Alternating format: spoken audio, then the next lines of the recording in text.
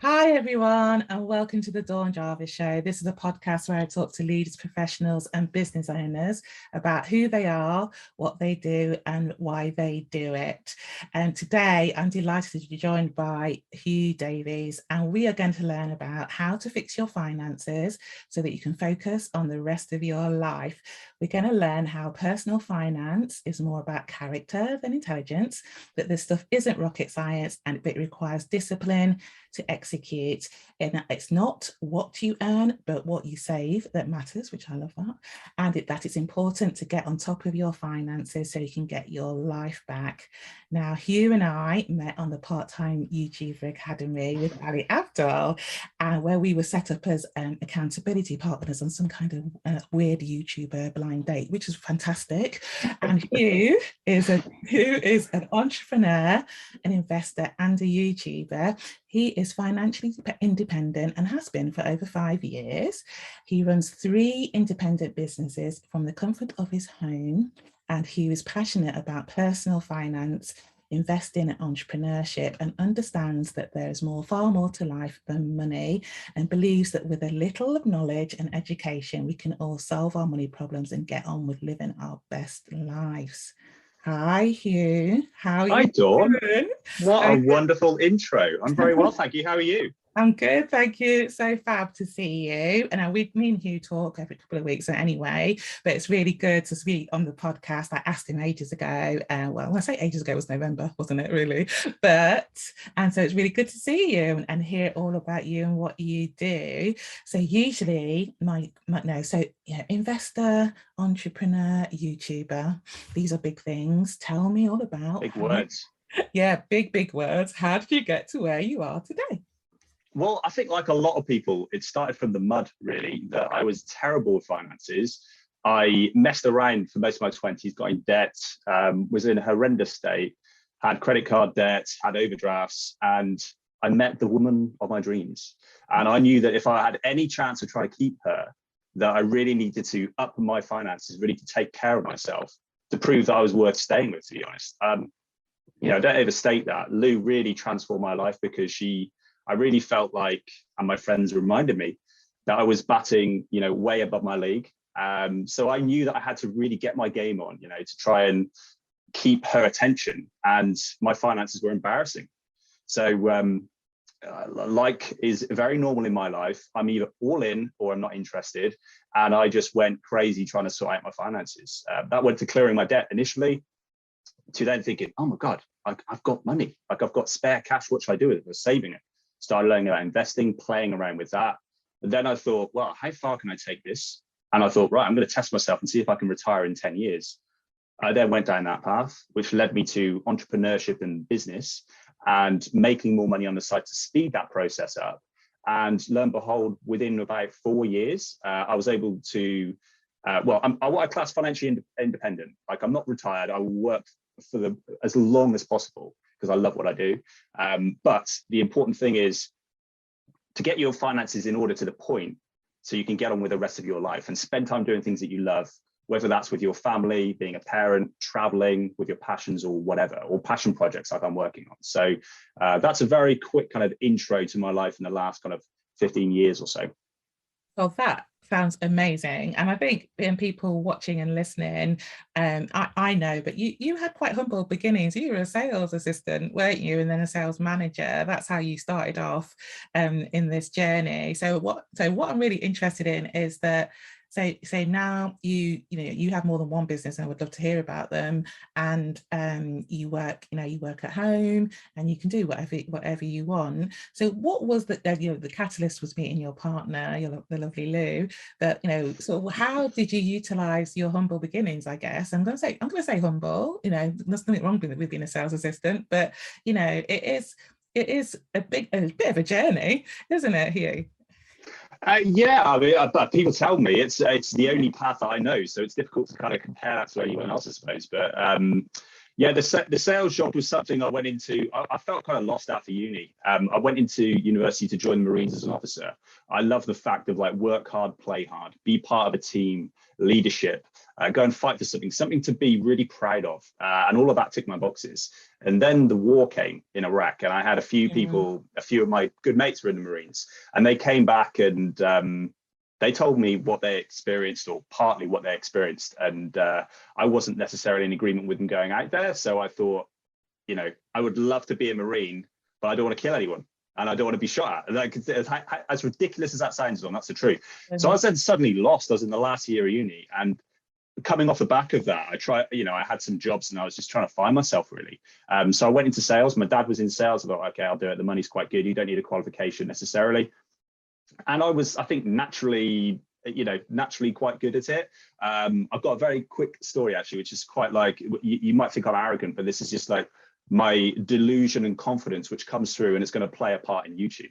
So in my interview for this sales job, they said that, so what, I can't remember what they asked me, to be completely honest with you, but I remember telling them that, why should we hire you, or something like that. And I said, because categorically, unequivocally, I will be the greatest salesperson in your team, and I will pull in more numbers than anyone else has done ever. I'm going to do that because I'm going to outwork everyone, and I'm going to not stop learning what it takes to be successful. I'm not saying I'm going to do this overnight. I'm not going to do it by backstabbing. It will be all the right routes, but I will learn from everyone. I'll work harder than everyone, and I will be your best salesperson. And I just left it like that. And I was like, that was a really bold step. I knew that. And I was like, shit, should I have said that? And they loved it. They loved it. And they told me that confidence. Would you? Did you like it? Defo. Yeah, defo. I'd love it. And that really ingrained something in me. It was just like, because I genuinely believed that. And now, whether I was arrogant, naive, delusional, or whether I was spot on, the fact that I believed it really made the big difference. And I was prepared to kind of work to do that. And within the space of 3 years, I got the Salesperson of the Year award. And the guy that hired me actually brought that up, which was quite a sweet moment for me. And I've just kind of kept that with me, that I speak kind of big goals into existence. And I believe that, I've got a number of flaws, which Lou would tell you about for hours. Okay. But creativity probably isn't my best thing. Going off a blank sheet isn't really Huw. However, if I see a path that someone's been successful in something, I know categorically I can do that too. It's just a choice whether or not I want to do that. So if I can see a path that someone's made and I want to take that same path, I'll just execute it. I'll do whatever it takes to get that done. And that's really stayed with me. I didn't have this level of conviction and confidence in my 20s, but it really came from that moment and has brought me through. And when I got to kind of more recently on the finance side of things, Dawn, when I was like, around 30, I was a sales manager. I loved my job. I loved the company. I loved the people I worked with. Everything was great, but I was on 30K a year if I hit all of my bonuses and everything came in. So with traditional standards, you might think, okay, that's not a bad wage. And it isn't. It's just slightly above average. But I really have always felt this naive, delusional, arrogant thing of like, I'm special. Like, I know I have something. Like, I know I have what it takes to be someone. And I thought, I've got to do something, but what the bloody hell do I do? I don't know what it is that I want. So when I stumbled across a blog about financial independence and retiring early, I thought, oh, this sounds like a little bit of fun. This sounds, like right down my kind of street, a real challenge I can dive into. And that's what I did. And I just put everything into that, and it worked. So yeah, I don't know if that's like enough of the backstory, but gives you a little bit of color with the background of Huw anyway. It certainly gives some color.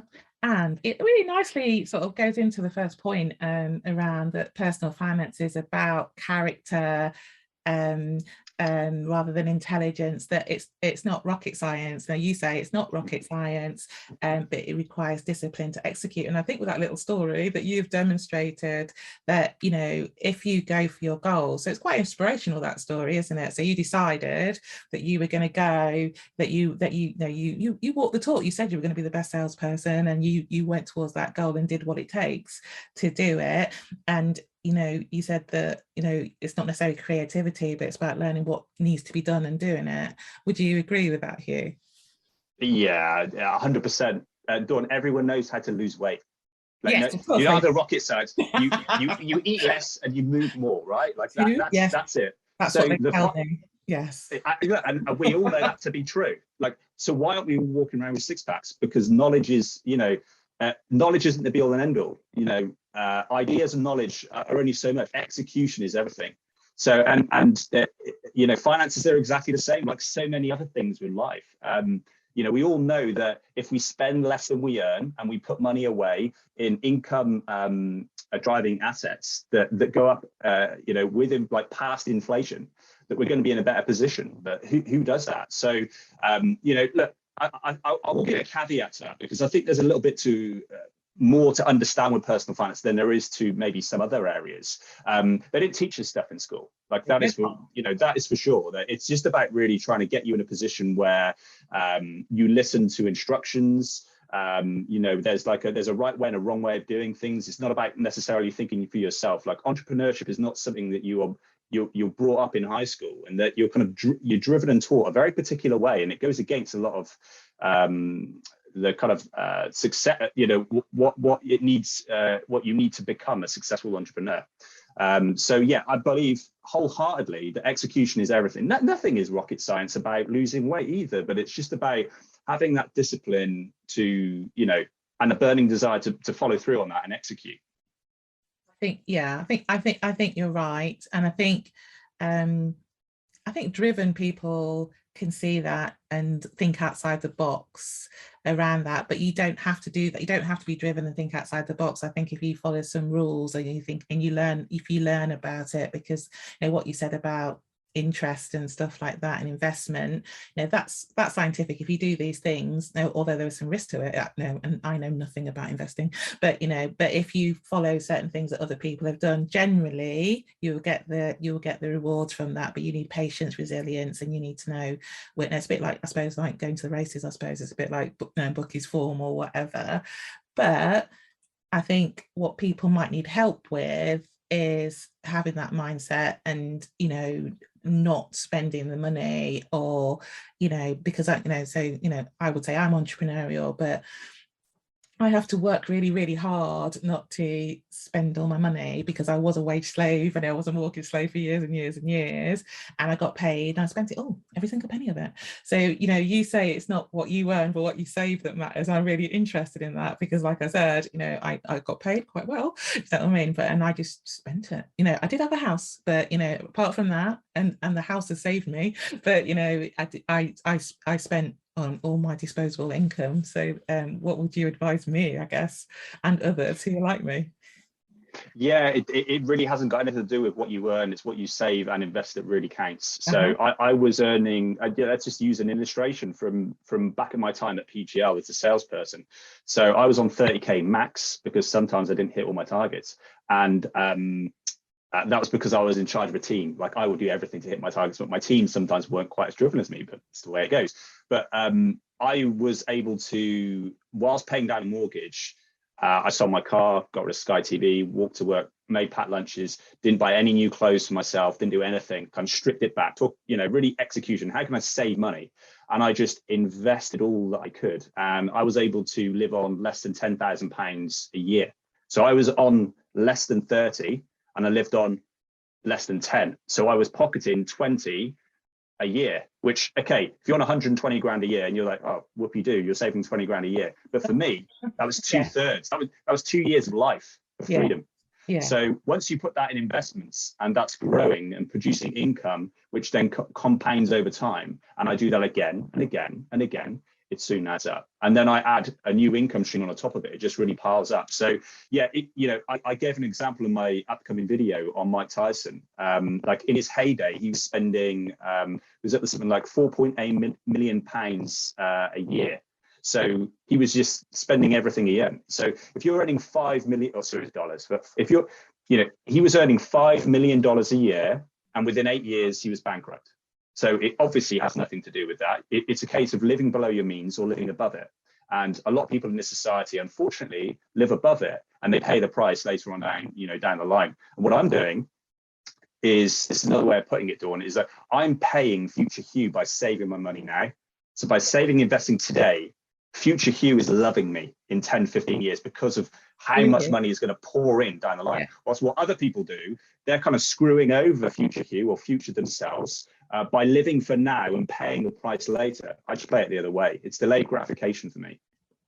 You talk about it's important to get on top of your finances. And I can really see that, because I think finances, it's something that I don't think about. I try not to think about too much, but you have to, really, don't you? Because when you don't think about it, it's sort of that thing in the back of your head. Or did I pay my credit card bill? Have I done that? And what I used to do is I put everything on direct debit, so I didn't have to think about it. Now the danger with that is that you don't do any planning. Like, I had a pension, I had my regular salary, so I haven't really thought about it. Now, I'm in my 50s now, and now I have to think about it, because I'm thinking, oh, I'm an entrepreneur, I'm sort of like doing this work, and I really need to think about, so how long am I going to do this for? Is it going to pay me? I need to sort of have different income streams that are going to pay me passively, so I can carry on with my lifestyle. So for the first time, I think I'm thinking about it. Now, you started a lot earlier doing that, so I think what would be good but I think there's a lot of people like me that didn't really think about it until they needed to. Now, I've had a bit of luck and had a pension and got a house, and so that's all right. So I've got a foundation, a base to think about it from, but some other people don't. And what I think is that people need to think about it a lot earlier. What do you think here? As soon as possible. The best day is today. The best day started 20, 40 years ago. Yes. The second best is today.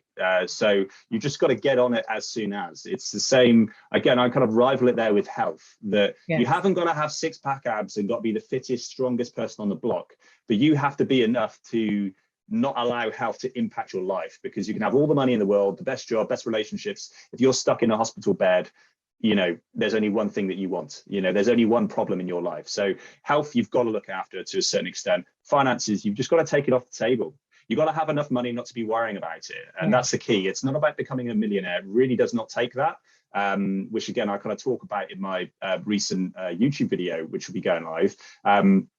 It really is about that savings rate, living below your means, and realizing that actually it's not as big a deal to get to that point as people realize. So yeah, if you can get on top of your finance to a degree, live below your means, start putting a very basic investment away, which again, on my channel, I'm going to try and help people with that, especially people like you, Dawn, that aren't really interested in it, haven't really done much, and had other people maybe take care of it for you. Well, this is about bringing it back in really simply, you controlling it, putting it on autopilot. You can take it, you don't have to be as extreme as me. You can just by taking a number of steps, just really notice a dramatic difference. And, I'm passionate about personal finance. I love finance in general, but look, it's not my life. There's far more important things than that. Health being one of them, and life in general, and going out and experiencing the best things in life, being with friends and socializing, doing things, living life to the max, and having no worry concerns can really, or having enough money can really elevate all of those problems,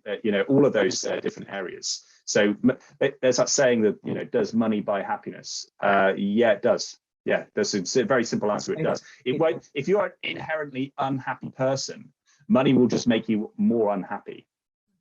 Money is a tool. It's not an equals. It's not going to suddenly make you happy. But if you are a happy person, you're a social person, you want to make the most out of life, money will just, will make all of that easier and better. So you just need to get enough money off the table so you don't have to be worrying about it. Really is the key. And I'm going to try and help people to do that. Yeah, and I think you will. So tell us a little bit more about the YouTube channel, because what I really like about it, it is about money, but it is, I think, in a really approachable way. So somebody like me who, as you said, has no real interest in finance and investing, understands what you mean, and it can be really, really helpful. So just tell us a bit, what's going to be like. So I know you've started it and you're building up your sort of content around that. Yeah, I'm just going to give a really quick caveat, if that's okay first, because the reason for me explaining this is that I've got three businesses. One is the YouTube, okay. The other one, my one is my online publishing company, which pays me more than I need to live on, and gives me a comfortable lifestyle. And it's also quite passive as well. I've got things on autopilot, so that's taking care of itself and cash flowing every month. Meaning, My time is back to spend doing what I want. My second business is on a property investing company. So I've had money and capital to deploy. I've always wanted to do it. And recently I got into property investing, and I'm building a portfolio with a business partner with the help of him. Now, he's doing the work, I'm paying for it, and we split the profits. So it's fantastic. So again, that's largely outsourced. I'm involved in the business, but large elements I'm not. So I've now got two very separate ways of earning money, and I've still got my time back. So what I'm doing is pushing that into YouTube, which is a passion project. I don't need this to work. I don't need to be cash rich. I don't need to be desperate and signing up, flogging goods and sponsorships to try and get some money coming in. It can just be raw, authentically me, trying to add value. And I think that that's really going to come across on the screen. Well, I hope it is anyway. And, to answer your question, Dawn, about what my goal is, I think that personal finance doesn't have to be dull. And I think that my passion for the subject, the fact that I don't take myself too seriously, I like to be silly and playful with it, is a really big draw. But that's part of it. The other side of it is that I read recently that really creation is one of the most pivotal things in your life that you need to do to be happy. And I realized to myself, I've got these books that other people are creating for me. I've got these properties that I'm paying for, but I'm not creating. What am I actually making? I'm not a parent, and me and Lou aren't planning to have kids. So I haven't got this creation of me helping construct this human being into this, wonderful person to add value to the world. So what is it that I'm giving back? So I'm using or choosing to believe YouTube is my way for creative expression. And I can put my ideas together. I'm going to try and tell stories, try and have fun with it, be playful and entertaining, as well as be real, engaging and honest, and share my journey the whole way. So my goal is just to try and help people like you to solve the money problem so you can get on with the better things in life and have a bit of fun doing it. So people will be drawn into it, hopefully by me. I know I'm not everyone's cup of tea. I can be a little bit much for some people, but by the same token, I think there'll be people that will be drawn to my energy. And I'm just going to see where it goes. I think, a realization I had recently, Dawn, I'm going to share with you on my next call, but I don't need to because I'm speaking to you right now, is that I am so happy and content at the moment, actually doing something for me, like my brand that I'm kind of behind. I am so excited working on this. And to the extent I don't care about whether people like it or not. Like, obviously I want them to like it, but you know what? I'm just getting so much from this creative process that's really, it's who it's making me. That's the real value I'm getting for it. Yes, of course I want it to become a business. I want it to be successful and have impact. But as long as I think I've got that and I keep driving that and that's still there, I think it's going to be great. So I'm really excited to launch it and see how we get on this year. It's so exciting to be part of the journey. And I think it will be successful precisely because it's a passion project and because it's because I don't know, it sort of takes some of the I don't know, so people can tell when people sort of no, it has to work, doesn't it? But you're doing it for different reasons. Takes the pressure off. Yes, absolutely. Takes the pressure off. I can have fun with it. Absolutely. Yeah. And I think, and we've talked about this, haven't we, that, people like me that sort of like, see, and we've met lots of people who do finance channels. I mean, I'm just like, oh, boring. But if you talk about it in a way that resonates, I think that's the word, that resonates, when you think, oh yeah, that applies to me actually, I think, and I think people will be on, because I know my experience with YouTube and the guests that I've had, the ones that talk about investing, ones that talk about buying property, and the ones that talk about branding and all sorts of things, they're the most important ones. They're the ones that people think, oh yeah, I need to know about that. But I think it's about accessibility, which it is in health as well, actually. If you want somebody to learn something, you have to go to where they are in their head around where it is and what, I love that. What it means to them. And sort of like in health, we have an expression like what matters to you. So we talk about that with our clients. What matters to them is not what matters to us. So we think, oh no, we want them to take this tablet or whatever, or have this surgery. What they want to do is just to live their life, and to do it the best way they can. So and I think that might be the trick of YouTube, or the trick of any content, that it needs to resonate, it needs to mean something, and then people can apply it, can't they? Because they can see how it would work for them and see how it would be part of their life. So I really love that. And Beautifully put, Dawn. I love it. Thank you. And you're a publisher as well. So we both have a love of books. You know, I've got loads of books around me and buy loads of self-help books and stuff like that. So I asked my guests to recommend some books. So you've recommended some books, and I just wanted to know, tell me the books you recommended and why you recommended them. Oh yeah, I mean, this is another thing we could have a whole few hours on this alone because I Good. love books. So what I've tried to do is pick out the ones from a personal finance side of things, and I think most of it comes that like this is the boring thing for a lot of people. The best books I think are the ones that shift your context as opposed to the ones that provide content. It's trying to change the way you think and set principles in place for you to then become a different person off the back of it. Yeah. And for that reason, my first pick would be the Almanac of Naval Ravikant. And if you aren't readers, I would check out just Joe Rogan. He did an interview with him, and also Tim Ferriss, I think, has done 3 or 4 with Naval Ravikant. That's how I first heard of him, from Tim Ferriss. And he's just he's such an inspiration. So this guy balances essentially finance and wealth with health and happiness. This, you know, he believes there's far more to earning money, but and he doesn't believe in working harder. And he said that we shouldn't be proud to be grinding ourselves down, working, you know, to the bone. You should be smarter than that. So it's a very eloquent, philosophical look at finances, as well as peace and happiness and well-being. So if I were to give you one book just to look at to improve your finances in the way that I would like to put it, it couldn't be much better than that book. That wasn't written by him. That was written by a fan that he signed off. And it was based on the very few podcasts that he does, because he doesn't go on social media a lot because he values his health and happiness. So yeah, that's a fantastic book. What are your thoughts on that, Dawn? Would that be appealing? Yes, I think so. I think so. And so what I do is I put the links to the books that my guests recommend in the show notes. And yes, that will definitely. Cool. So I went through your book choices. I think, oh yeah, I need to buy that. And in fact, I've already got a couple of them, but let's carry on. Yes. So yeah, I think after that, there's a couple that kind of spring to mind. Again, anyone knows personal finance, what I'm about to say is not original.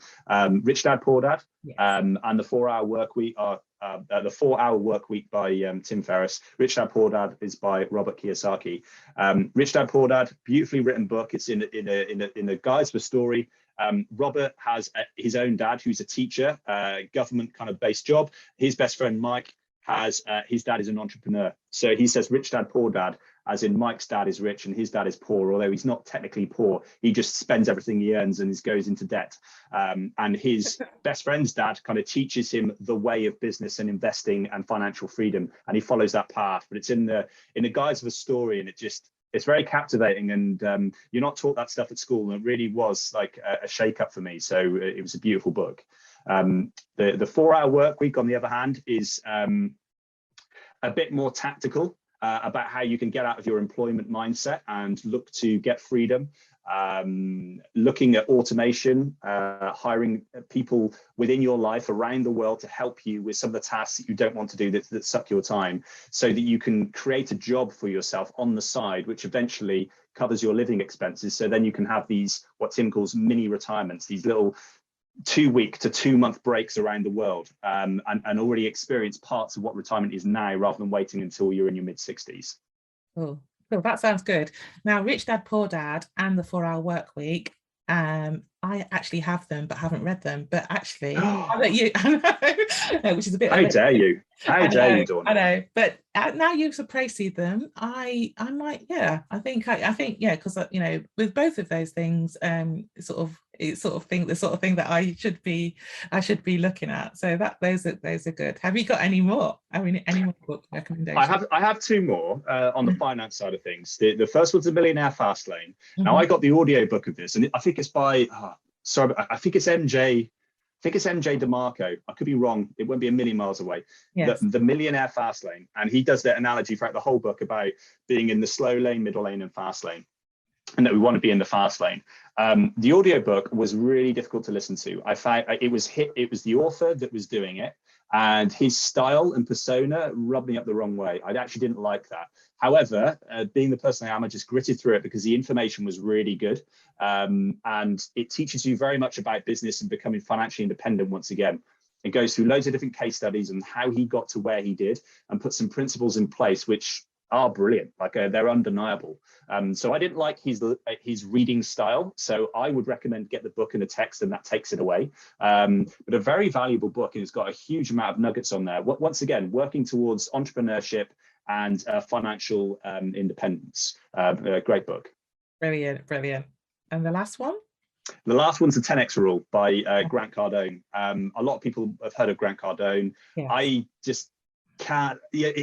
Like his character is not really. He's not really like me, but I can't help but love him. He's so kind of cocky and arrogant and sure of himself, and working towards what needs to be done because he's prepared to work harder than absolutely anyone.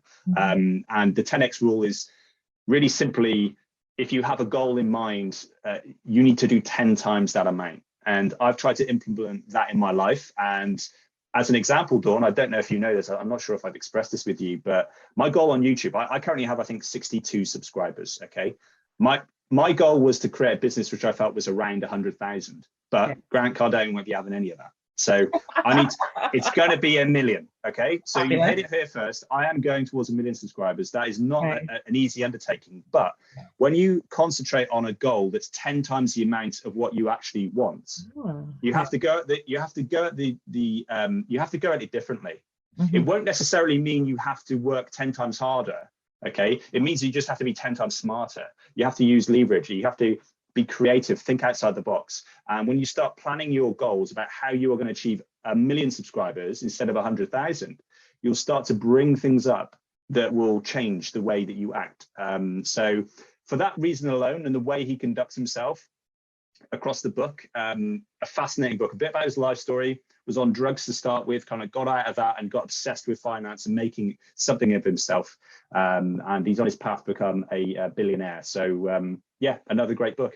Fantastic. So I love that because that's another book that I have got and haven't read, I'm ashamed to say, but I will read it now, because so I had two things to say. The first one is around goal setting, and that if you set yourself these big ginormous goals, that you actually set your mindset in a path to actually get there, you know. So you need to make it a big goal, and I actually really believe that. And even becoming an entrepreneur, having a government job, I love the way you described it, you know, it's sort of like it. So people that worked with me, not many, I think, you know, I'm not unique, but not many sort of leave sort of like public sector work and then go and be an entrepreneur. Oh, you're unique. Yeah, you're unique. So, you know, that is, you know, so but that was my goal. And you know, when I spoke to people like my mother, like, why would you want to do that? Why don't you just get another job? But you know, that is so I really relate to that. So I will read that. My second question was about audiobooks versus physical books. And so I've got Audible, and you know, I'm not plugging Audible, but you know, but I've got Audible, but I actually do like a physical book, and read it. And sometimes when I used to drive around for my job, I used to listen to books, but now I don't drive around. So you know, my Audible subscription's getting just bigger and bigger and bigger, and I'm not getting any books. So the question is, physical or Audible? What do you think, Huw? Like most things in life, Dawn, I want my cake and I want to eat it too. So I'm going to say both. Okay? Yes, I agree. There is a reason. Because I don't have to choose, I can do both, and there's value in both. There, you know, when I go walking, when I work out, when I'm driving, it's audiobook. I love that, and it's a great way to access it. I get through books way faster with audiobook, and if you struggle to read the physical copy, they're brilliant. It also sets me up because some books are great for audio. Some books, I agree, are actually better in paperback format, especially if there's a lot of tables and stats and numbers and stuff like that in diagrams. I want to see it. I'm a visual learner. So the audiobook, it kind of like, I get lost on me. Yeah. So there have been a number of books, and Naval's is one of them. When I listened to it, I was like, well, I'm buying this book. I already knew that. I was like, I'm buying the physical copy. I bought the physical copy so I can dip in and out and check it as well, which is harder to do on audio. So I like a physical, and I like getting lost in a book, but I spend less time doing it. So in order to get more information in, you know, I just leverage the wonderful world of Audible and the audiobook. So I'm afraid I'm going to have to stick with both. Okay.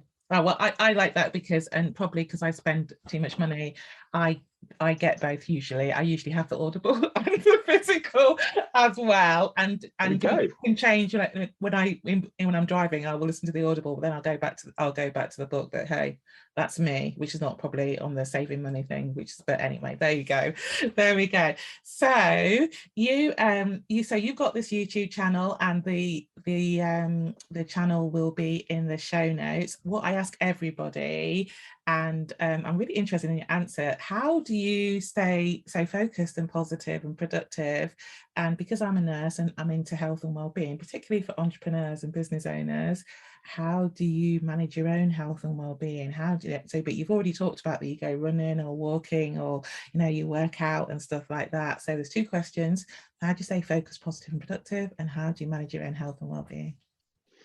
I have a really clear set of goals that I want to accomplish, and I know what I need to do to do that. The short answer to it is I don't really know, to be honest. I've just kind of always been like this. I'm all in or I'm not interested. And when I have my eyes set on something, and now it's 1 million subscribers, it's not going away, and I will get it. Trust me. This is the first interview I've had. It will happen. And I'll just work relentlessly towards that until I achieve it, or until something else more pressing and more important comes into its place. If I don't achieve it, it's because I'll die, or there'll be something else more important that comes up. And both of those are possibilities. But if all of those are all okay, I will get it. To answer the second, does that impact on your health and well-being, though, that you're so driven and focused? So you are focused and productive, and positive, very, very positive. But does that have an impact? And do you have to think about your health and well-being because you are so driven? Yeah, 100%. And I didn't answer that part of the first question, so thank you for bringing that up. For positivity, no, I would say it's something I've had to work on. Naval Ravikant has done a beautiful job of this. He said he used to be a slightly miserable person, and he's now become a very happy person. I can say the same thing.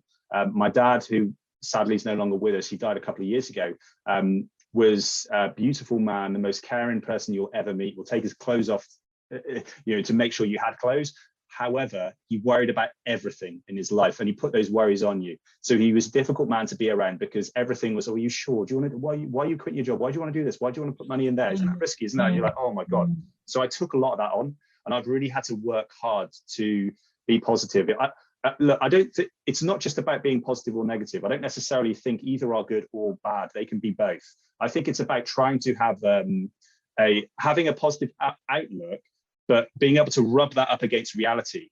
And what is it going to take? Because I can be a total positive, person and say, I'm going to reach 1 million subscribers, or I can sit here and say, I'll never reach 1 million subscribers. Neither are going to move me any closer to the needle. What I need to do is brush it against reality and see what it takes to do that, and then execute on it.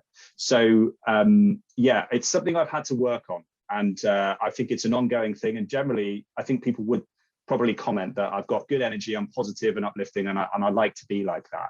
From the health perspective, to answer your question, Dawn, if you're not careful, it can ruin you. If you have my mind, like, I think it's really hard to go down the path of just working yourself to the bone. And I've been very fortunate that I don't know where this has come from, but my awareness was, I know when to switch off, and I don't take evening calls. I don't do anything in the evening. That's mine and lose time. That's for us watching a bit of Netflix, doing our puzzles, or hanging out and talking or walking or whatever. Like, so I need to have that cut off. It's really important to me. I'm not a workaholic, and I don't claim to be. I don't want to be. I'm a hard worker, and I work hard and play hard, and I need to have the play. So I can't do too much of either. So I do try and distinguish as much as possible, but I'd be lying to you if I said there weren't times where I've kind of crossed the line. But I think I'm very thankful I have enough self-awareness where I can notice things in myself, and that's where maybe training has come in. It's been a great equalizer. Like, just prior to this, I've been weight training for 90 minutes. I then got on the cross trainer for half an hour, got a good sweat on. I'm coming in now, I'm feeling $1 million.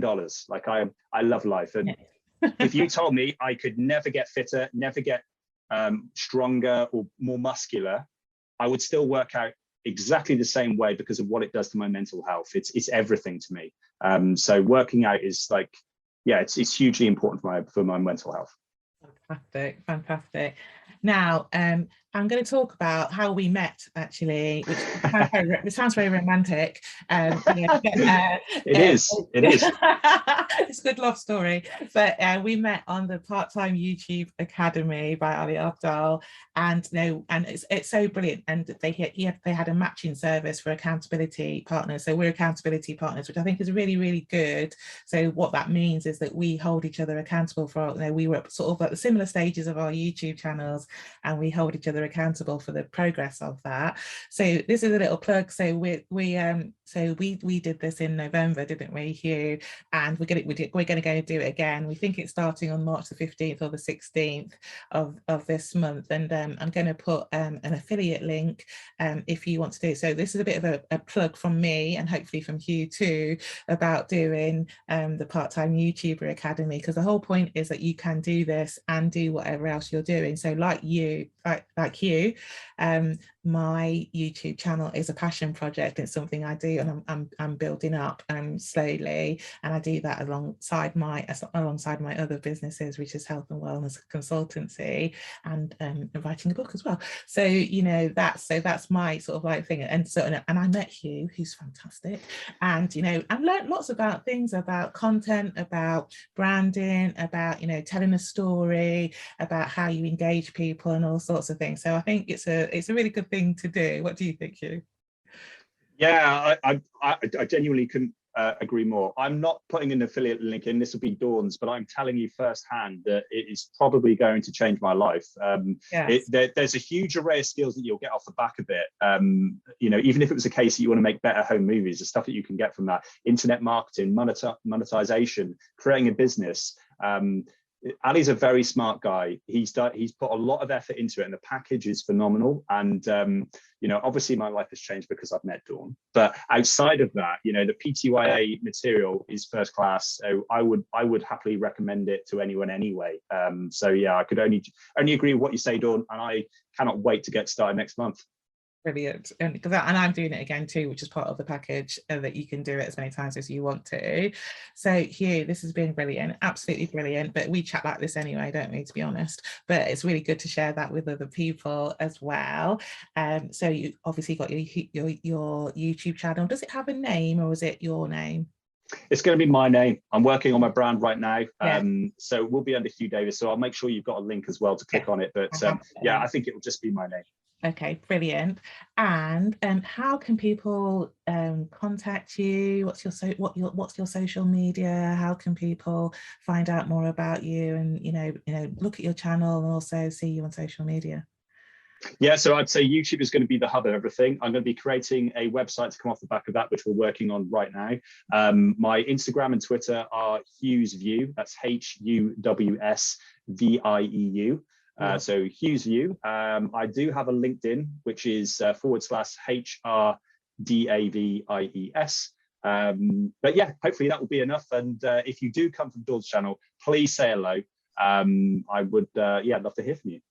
I think people will, definitely, and I will too. So it's been brilliant, and they're going to be links to all of Huw's social media contacts, and obviously to his channel in the show notes. And this is going to go out on audio and on YouTube, because that's how we met, and so that's the perfect place for it to go. So Huw, it's been absolutely fantastic as always. Thank you very much. Do you have one pearl of wisdom to leave the audience with? It could be about personal finance, but it doesn't have to be. Yeah, it's actually not going to be, and you won't know that I'm saying this, but it's to plug Dawn. So when we were put, and I want that money, by the way. I'll be waiting for it.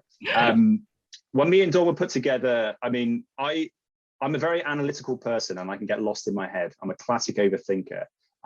Whenever people come to me for counsel, I give them honest, transparent advice, and I'll try and do it with love and support, and I'll try and listen to them, and I'll also try and give them some, sometimes it's that tough love, and I'll give them that. There have been times I've been stuck in my own head, and over the last kind of several months that I've known Dawn, it's just been so fantastic to have someone that thinks very similar to me. So I just wanted to give you the credit that you deserve. I don't think I've been able to do that enough on our calls, just to say, Dawn, you are a superstar. Your channel will blow up because of you, because you are someone that's super sensitive, that you do know and you care about people. And at the same time, you've got the courage just to stand up and say, hey, enough is enough. So I've needed that at times, and you've been fantastic. So yeah, that's the only thing I'd like to say, is to give you a little bit of plug, because you are the real deal, and I'm just so grateful that we're staying in touch. So Dawn, this is my first podcast that I've done. I'm hopeful that I'm going to do hundreds in the future. We've all started here, and I'm so glad it was you. And I just thank you for your time and for inviting me on. It's been a lot of fun. Oh, thank you so much. And when you've got 1 million subscribers, remember where you came from, babe. Remember the people that came up with you. Dawn Huw. So of course I will. Of course. Thank you so much, Huw. It's been really, really good. It's been really good. Thank you, Dawn. And that's it for the Dawn Jarvis show today. It's been a good one today. Thanks. If you like what you've heard, please like, share, subscribe and comment, because there's lots of comments I think that we can that can come from the show. So take care, and I'll see you soon. Bye-bye.